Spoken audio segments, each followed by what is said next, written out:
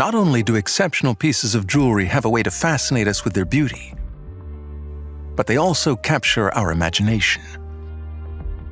They can spark stories in our minds, stories of romance, adventure, or even mystery. As a matter of fact, literature, as well as movies, feature a great variety of jewels. You're listening to The Voice of Jewels, a podcast from L'École, School of Jewelry Arts, supported by Cleef Arpels, unveiling the stories and secrets behind history's most fascinating jewels.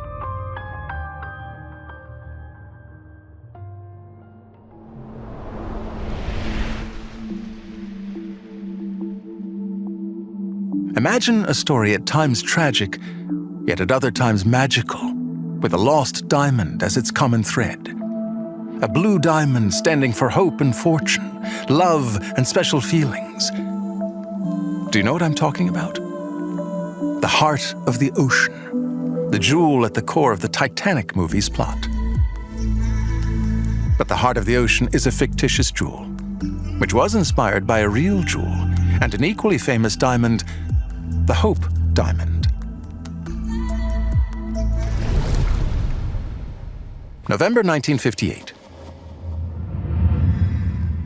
Harry is known for always carrying diamonds in his pocket as lucky charms. But the one he is pulling out of his vest this time is larger than usual, a whole lot larger. His hand is almost quivering, because this one is a special stone. It's particularly beautiful and dangerous. Although Harry isn't the superstitious type, the fascination in his eyes gives way to anguish, because he knows every single facet of this diamond story, including the darkest and oldest ones.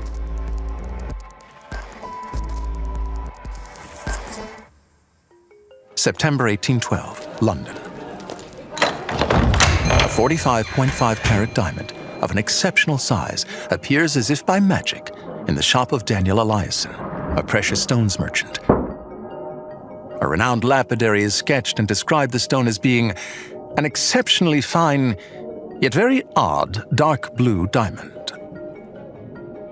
A blue diamond of probably around 45 carats, a deep blue, was in the possession of a certain jeweler named Eliasson. Paul Paradis, art historian and lecturer at L'École, School of Jewelry Arts. And he gave permission to another jeweler, Francilian, to actually sketch the diamond, and he created a memo. A very curious, superfine, deep blue diamond. Brilliant cut and equal to a fine deep blue sapphire. It is beautiful and all perfection without specks or flaws. And the color, even and perfect, all over the diamond. This fabulous diamond is unquestionably worth a fortune. Who will be wealthy and bold enough to buy it? The King of England, George IV, is a likely buyer. He is well known for his antics and is already one of Eliasson's customers. Isn't this diamond's blue hue reminiscent of King Arthur's legendary color? But another character, Henry Philip Hope, eventually buys it. He is the heir to a Dutch-English family of bankers and prefers traveling and buying gems to doing commerce. He takes possession of Elias's blue diamond and gives it his own name, Hope. The 19th century was a time of great change, and fortunes were made. And Henry Philip Hope clearly was part of that class. He was a banker, and he collected stones. He was a passionate collector. He had other diamonds as well. And although we don't know the exact circumstances under which he acquired this blue diamond, the Hope Diamond, we do know that it was one of the, if I can say, one of his most prized possessions. And yes, diamonds, just like in Louis XIV's time, they represented power. The diamond becomes a little bit more democratized, if I could say. They still remain expensive and reserved to the elites. But we can imagine, for example, these ladies in America, they saw what French princesses wore, what Eugénie wore. They bought it. So this taste, we call those the princesses dollars, the dollar princesses, the Astors, the Vanderbilts. They want to acquire these jewels. because they consider themselves as well as nobility. So yes, Hope probably is part of this. Although he was English, he probably was part of this these great fortunes. In the early 19th century, Henry Philip Hope's attraction to this stunning diamond might also be guided by his romantic inclination. After all, the famous novelist Goethe made the color blue the quintessential romantic color in his Sorrows of the Young Werther. This color, a mix of depth and transparency, is a symbol of love and of the chimerical quest for the ideal. From this time forward, the story of the Hope Diamond's destiny starts sounding like a romantic drama. It is going to be passed from hand to hand at the whim of fate and of bouts of passion, which will add a legendary dimension to its beauty.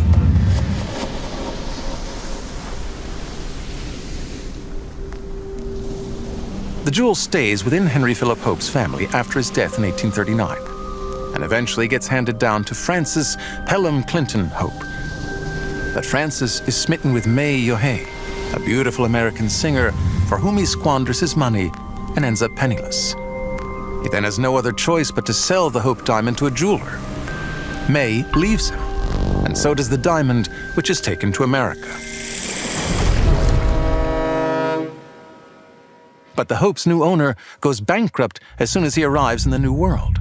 He then has to sell it off to a Turk emissary of the great Sultan Abdul Hamid II, who is dethroned shortly thereafter. This diamond becomes shrouded in an eerie notoriety.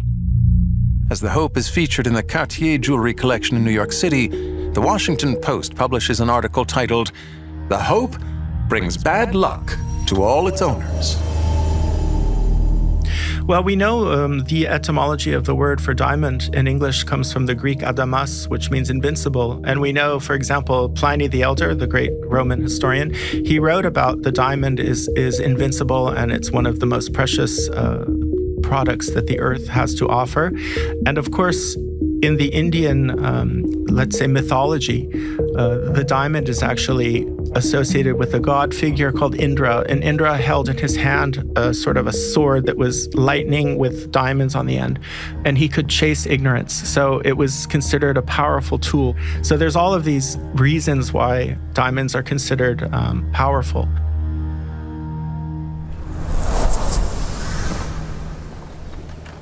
(1910).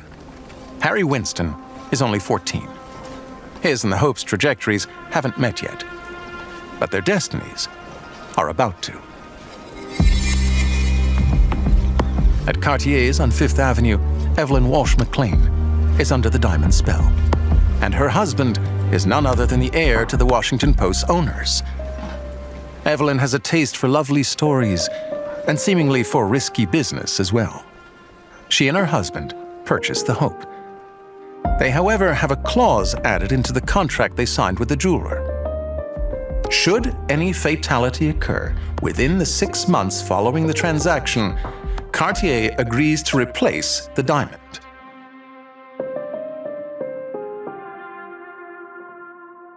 So the Hope knew many owners. It's a very complex story, but it does eventually fall into the hands of Pierre Cartier, who was the American representative of the family. And he actually knew a certain Evelyn Walsh McLean. So Cartier, apparently originally the stone was set in a tiara with other diamonds, and Mrs. McLean preferred to have it reset. They reset it for her with 16 colorless diamonds in a platinum setting, which resembles the setting that is still existing today. So it went through not so many changes, just from a tiara to a necklace. Evelyn is in love with the Hope, and she eagerly wears it during high society parties. When she doesn't tie it around her dog's neck. At night, she hides it in her favorite spot under the cushions of her sofa. But a few years later, Evelyn's young son dies at age 9, run over by a car. Her husband then loses his mind and ends up in a psychiatric clinic for the rest of his life. Later, her daughter dies from a sleeping pill overdose. The Hope is unquestionably cursed. For the public and for Hollywood, that produced the 1921 film The Hope Diamond Mystery, written by its penniless former owner May Yohei, there is no doubt about it.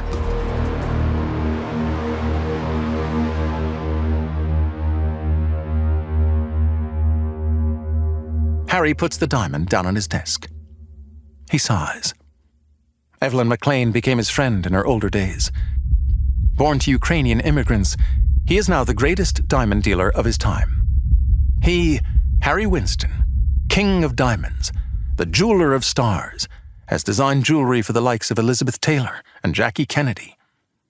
When Evelyn dies from pneumonia in 1947, he buys all of her collection. He sets out to display the hope on a traveling exhibition whose revenues go to charities.